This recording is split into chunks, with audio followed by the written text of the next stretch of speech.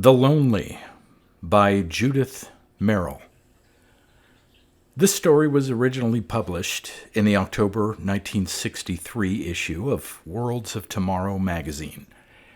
It resurfaced in a few magazines and anthologies over the years and was included in 4 collections of the author's work: The Best of Judith Merril in 1976, Space Mail in 1980, Daughters of Earth and Other Stories in 1985, and Home Calling and Other Stories, the complete solo short SF of Judith Merril in 2005. Read by Darrell T. Smith II for my channel, Quasar Spectra. The Lonely. 2. The Honorable Natarajan Roy Hennessy, Chairman, Committee on Intercultural Relations, Solar Council, Eros. From Dr. Shlomo Mauna, Senior Anthropologist, Project Ozma 12, Pluto Station. Date 10/9/92, TC. Transmission via tight beam scrambled. Sent 1306 hours. TST. RCVD 1947 hours. TST. Dear Nat, herewith a much condensed, heavily annotated, and top-secret coded transcript of a program we just picked up. The official title is GU number 79, and the content pretty well confirms some of our earlier assumptions about the whole series, as this one concerns us directly, and we have enough background information, including specific dates, to get a much more complete and stylistic translation than before. I'd say the hypothesis that these messages represent a galactic university lecture series broadcast from somewhere near Galactic Center through some medium a damn sight faster than light now seems very reasonable. This one seemed to come from Altair, which would date transmission from there only a few years after some incidents described in the script. Some of the material also indicates the probable nature of original format, and I find it uncomfortable. Also re-raises question of whether Altair, Arcturus, Castor, etc.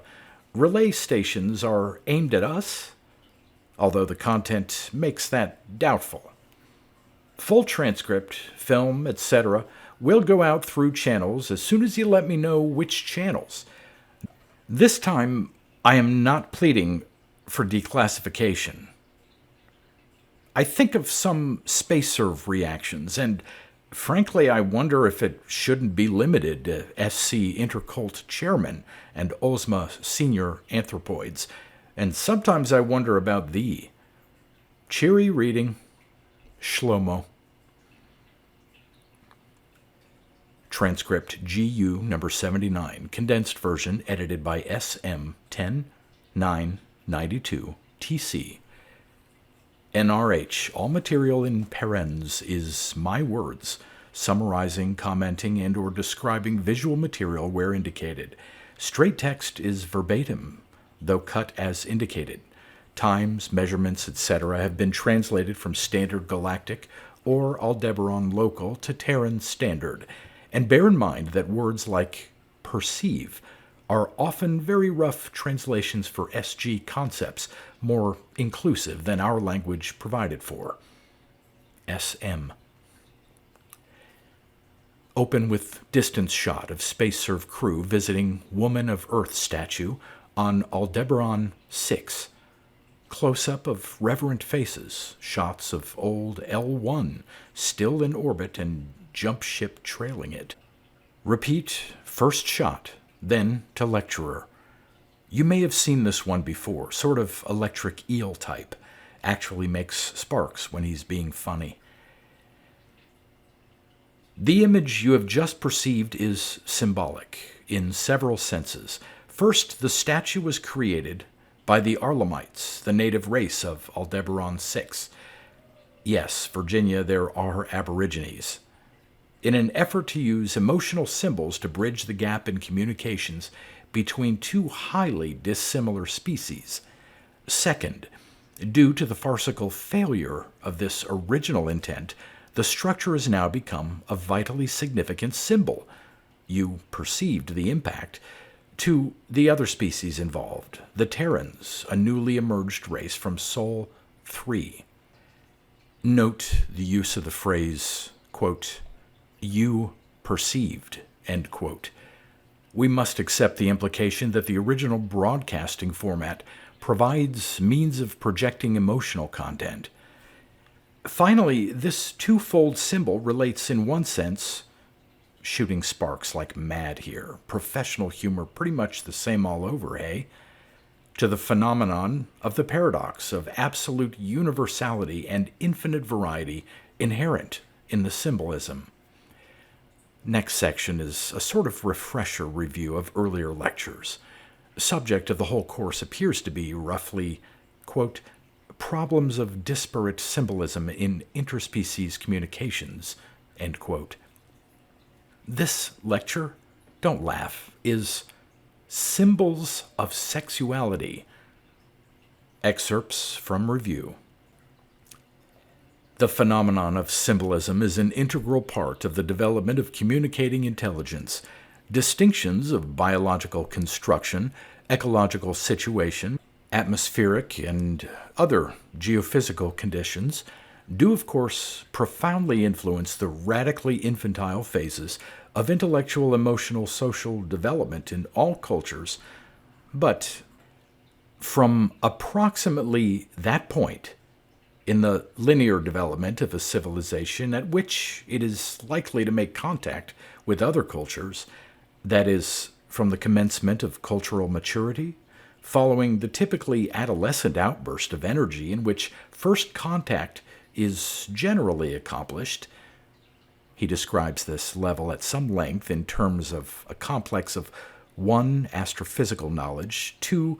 Control of basic matter-energy conversions, mechanical or psiol, 3. Self-awareness of whole culture and of individuals in it, and 4. Some sociological phenomena for which I have no reference. All cultures appear to progress through a known sequence of IES patterns, and despite differences in the rate of development, the composite IES curve for mature cultural development of all known species is familiar enough to permit reliable predictions for any civilization once located on the curve.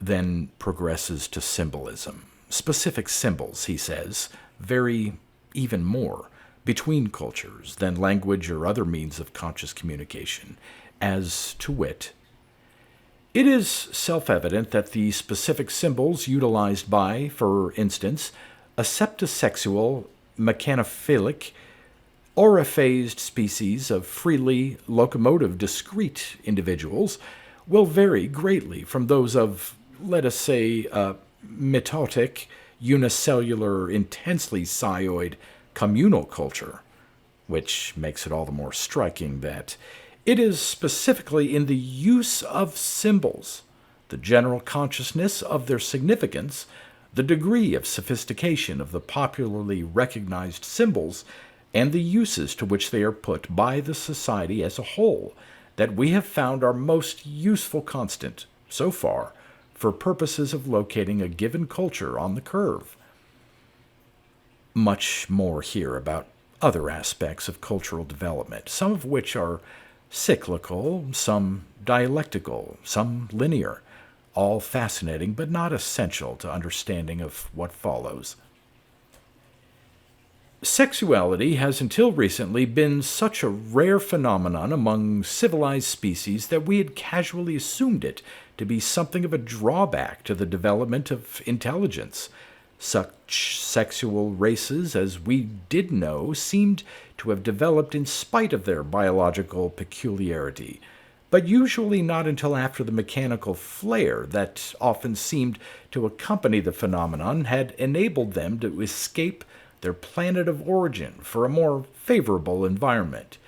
I say more favorable because sexuality does seem to develop as an evolutionary compensation where some terms untranslatable, some very broad, but generally describing circumstances like extra dense atmosphere in which the normal rate of cosmic radiation was reduced to a degree that inhibited mutation and thus evolution.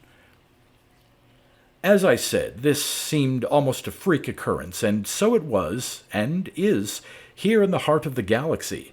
But in the more thinly populated spiral arms, the normal rate of radiation is considerably lower.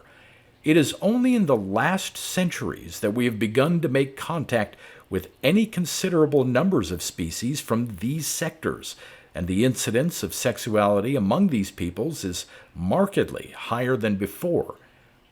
Recently, then, there has been fresh reason to investigate the causes and effects of sexuality, and there has been a comparative wealth of new material to work with. Here, he goes into a review of the variety of sexual modes, ranging from 2 to 17 sexes within a species, and more exotica erotica of means, manners, and mores than a mere two-sexed biped can readily imagine. Restrain yourself. It's all in the full transcript. But let me, for the moment, confine myself to the simplest and most common situation involving only two sexes. Recent investigations indicate that there is an apparently inevitable psychological effect of combining two essentially distinct subspecies in one genetic unit. Sparks, like mad. I perceive that many of you have just experienced the same dismay the first researchers felt at recognizing this so obvious and so overlooked parallel with the familiar cases of symbiosis. The Terrans mentioned earlier are in many ways prototypical of sexuality in an intelligent species, and the usual and rather dramatic events on Aldebaran 6 have added greatly to our insights into the psychology of sexuality in general. In this culture, dualism is very deep-rooted, affecting every aspect of the IES complex, not just philosophy and engineering, but mathematics, for instance, and mystique. This cultural attitude starts with a duality, or two-sided symmetry, of body structure.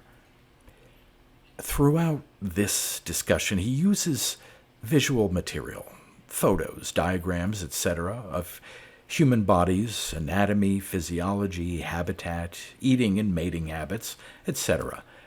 Also, it goes off into some intriguing speculation of the chicken or egg type. Is physical structure influenced by mental attitudes, or is it some inherent tendency of a chromosome pattern with pairs of genes from pairs of parents? In this respect, the Terrans are almost perfect prototypes with two pairs of limbs for locomotion and manipulation, extending from a central, single abdominal cavity, which, although containing some single organs, as well as some in pairs, is so symmetrically proportioned that the first assumption from an exterior view would be that everything inside was equally mirror-imaged. Actually, the main breathing apparatus is paired. The digestive system is single, although food intake is through an orifice with paired lips and two rows of teeth. In both male and female types, the organ of sexual contact is single, whereas the gamete producers are pairs. There is a single roundish head set on top of the abdomen, containing the primary sensory organs, all of which occur in pairs. Even the brain is paired. I mentioned earlier that it is typical of the sexual races that the flair for physical engineering is rather stronger than the instinct for communication. This was an observed but little understood fact for many centuries. It was not till this phenomenon of dualism and triadism for the three-sexed, etc., was studied that the earlier observation was clarified. If you will consider briefly the various sources of power and transport, you will realize that, outside of the psi-based techniques, most of these are involved with principles of symmetry and/or equivalence. These concepts are obvious to the two-sexed. On the other hand, the principle of unity underlying all successful communication, physical, verbal, psil, or other, and which is also the basis for the application of psi to engineering problems, is for these species, in early stages, an almost mystical quality. As with most life forms, the reproductive act is, among sexual beings, both physically pleasurable and biologically compulsive, so that it is early equated with religio-mystic sensations. Among sexual species, these attitudes are intensified by the communicative aspects of the act. Cartoon-type diagrams here, which frankly gave me to think a bit. We have much to learn yet about the psychology of this phenomenon, but enough has been established to make clear that the concept of unity for these races is initially almost entirely related to the consummation of their sexuality, and is later extended to other areas, religion and the arts of communication at first, with a mystical, indeed often reverent attitude. I hardly need to remind you that the tendencies I have been discussing are primitive and underlying ones. Obviously, at the point of contact, any species must have acquired at least enough sophistication in the field of physics, quanta, unified field theory, and atomic transmutation at a minimum, to have begun to look away from the essentially blind alley of dualistic thinking. But the extent to which these Terrans were still limited by their early developmental pattern is indicated by the almost unbelievable fact that they developed ultra-dimensional transport before discovering any more effective channels of communication than the electromagnetic. Thus, their first contacts with older civilizations were physical, and limited as they still are almost entirely to oral and visual communication, they were actually unable to perceive their very first contact on Aldebaran 6. Shot of Professor Eel in absolute sparkling convulsions goes to distant shots of planet and antiquated Earth spaceship in orbit. L1 again. Then suburb launch drops, spirals to surface. 20 bulky spacesuited figures emerge, not the same as in opening shots. This looks like actual photographic record of landing, which seems unlikely.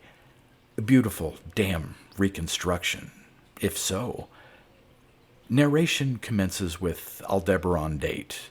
I substitute Terran calendar date, we know for same, and accept gift of one more Rosetta Stone. The time is the year 2053. For more than 6 decades, this primitive giant of space has ployed its way through the restrictive medium of slow space. Twice before in its travels, the great ship has paused. First at Procyon, where they found the system both uninhabited and uninviting, and at the time they did not yet know what urgent cause they had to make a landing. Our date for Procyon exploration from L1 log is 2016, which fits. Then at Saif, 2 decades later, where they hoped for just a bare minimum of hospitality, no more than safe footing for their launches, in which they could live while they tried to ensure their future survival. But this system's planets offered little hope. One Earth-size enveloped in horror film-type gases and nasty moistures. One more with dense atmosphere of high acid content. Probe from ship corroded in minutes. They limped on. A half-decade later, they came to a time of decision, and determined not to try for the nearest star system, but for the closest one from which their radio had received signs of intelligent life, Aldebaran. What they had learned between Procyon and Saif was that those of their crew who were born in space were not viable. The ship had been planned to continue, if necessary, long beyond the lifespan of its first crew.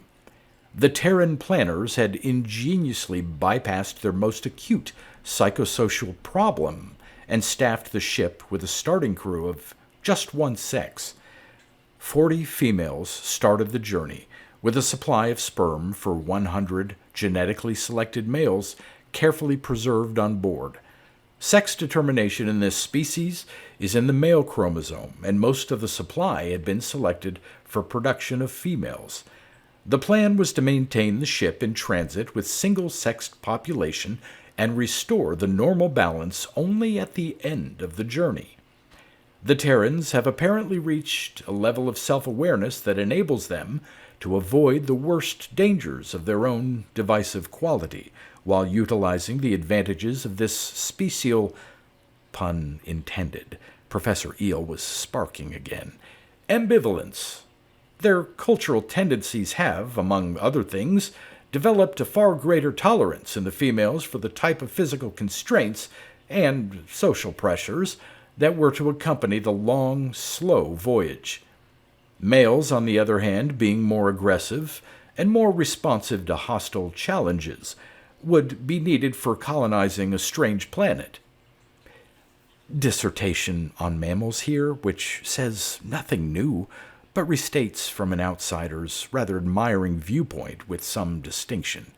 Should be a textbook classic, if we can ever release the thing.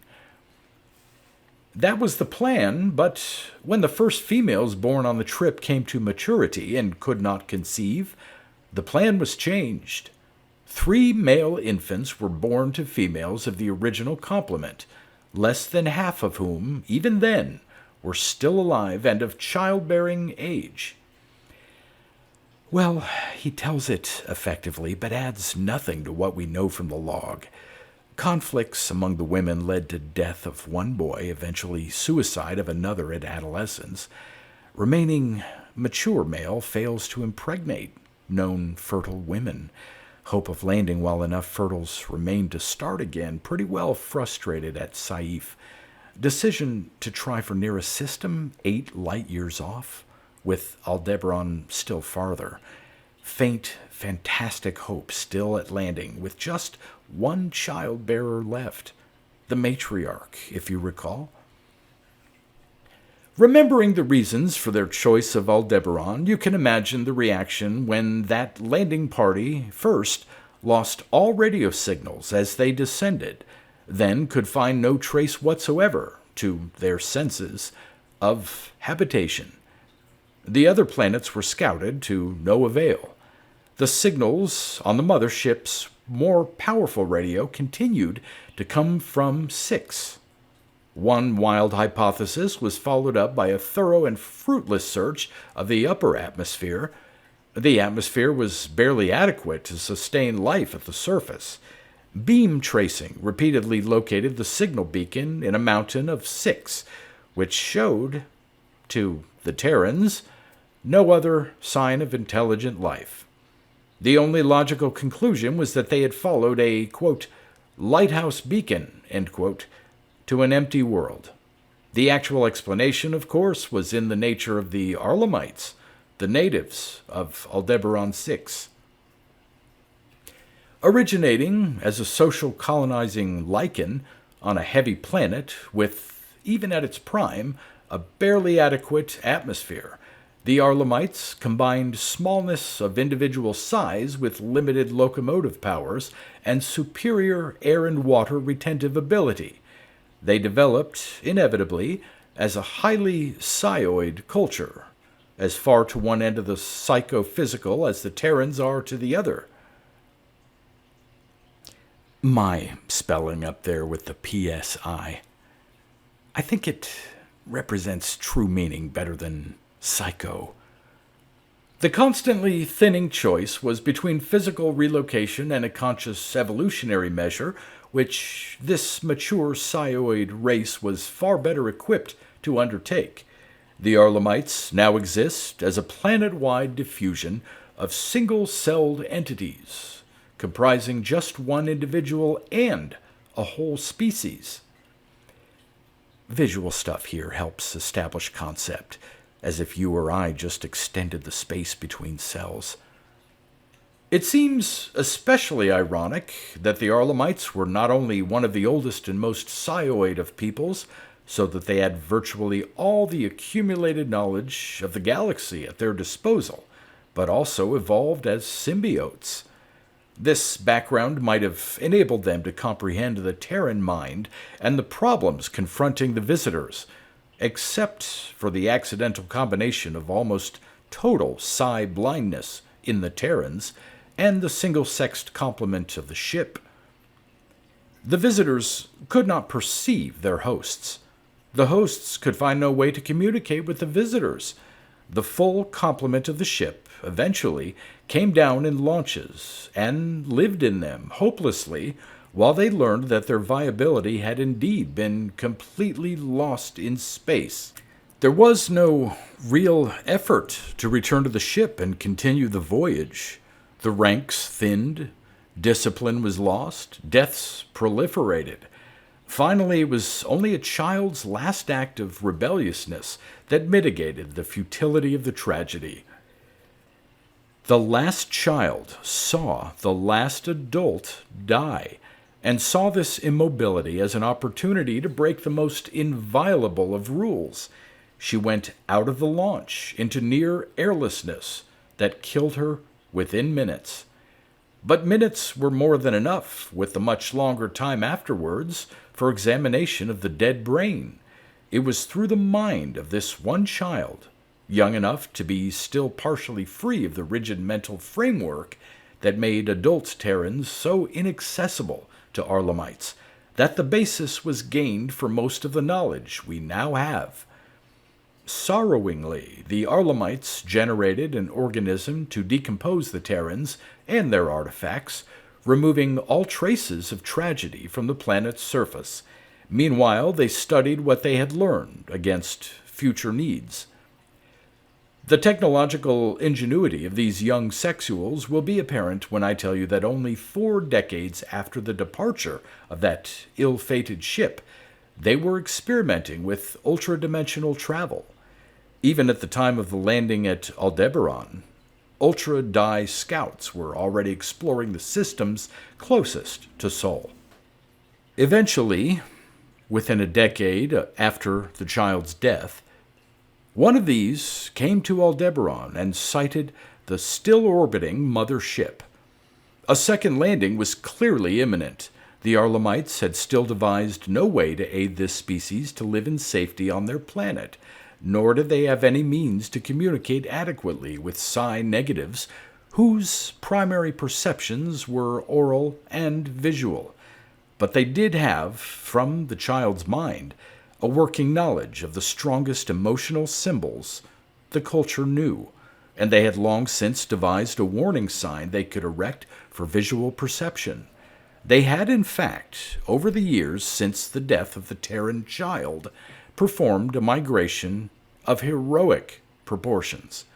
Gradually, through some combination of wind riding and short-hop psi propulsion, the Arlamites had assembled fully half their total body of population, gleeful sparks, in the area where the first Terran ship had landed. Utilizing their relatively swift skills at short-range psi mobility, the mass of single-cell entities constituted themselves into the statue of the Woman of Earth in only a few days. They had no way to know that the new ship, designed for exploration, not colonizing, and equipped with ultra-die drive, which obviated the long, slow traveling, was crewed entirely by males. Even had they known, they did not yet comprehend the extreme duality of the two-sexed double creature. So they built their warning to the shape of the strongest fear and hate symbols of Terran females. Shot of statue, held for some time, angle moving slowly, no narration. Assuming that emotional projection notion, and I think we must, the timing here is such that I believe they first project what they seem to think a human female would feel looking at it. I tried women on staff here. They focused more on phallic than female component, but were just as positive in reactions as males. Anyhow, like I said, no narration. What follows, though out of parens, is my own reaction. It seems more a return than a venture. The woman waits as she has waited. Always? To greet her sons. Welcomes us. Home? She sits in beauty, in peacefulness. Perfect. Complete. Clean and fresh-colored. New? No. Forever. Open. Welcoming, yet so impervious. Warm and untouchable? Rather, untouched. Almost, but never, forgotten goddess. All-mother, woman of earth. Enveloped, enveloping, in warmth and peace. One stands back a bit. This is the peace of loving insight, of unquesting womanhood, of great age and undying youth. The peace of the past, of life that is past, of that immortality that nothing mortal can ever achieve except through the frozen impression of living consciousness that we call art. The young men are deeply moved and they make jokes. All-mother, one hears them say, sarcastically. Old white goddess, what do you know? Then they look up and are quiet under the smiling stone eyes. Even the ancient, obscenely placed spaceship in her lap is not quite absurd, as it will seem in museum models, or tragic, as is the original ship in orbit overhead. Professor Eel goes on to summarize the conclusions that seem obvious to him. Something is awfully wrong. That's obvious to me. How did they manage to build something so powerful out of total miscomprehension? What are we up against, anyhow? And to get back to the matter of channels, what do you think this little story would do to space-serve brass egos? Do you want to hold it top secret a while? End of transcript. To Dr. Shlomo Mauna, Senior Anthropologist, Ozma 12, Pluto. From N.R. Hennessy, Solar Council Dome, Eros. Date 10/10/92. Transmission via tight beam. Scrambled. Sent 0312 hours. RCVD 1027 hours. Dear Shlomo, absolutely. Let me see the full package before we release it elsewhere. I've got a few more questions, like, do they know we're receiving it? How do we straighten them out, or should we? Instinct says yes. Tactics says it is advantageous to be underestimated. Think best you come with package, and we'll brain trust it. Meantime, in reply to your bafflement, L-class ships, you should have known, are for Lysistrata. 5 of them launched during brief matriarchy at beginning of world government on Terra, following final war. So sort out your symbols now. And good grief, where did the other 4 land? NRH.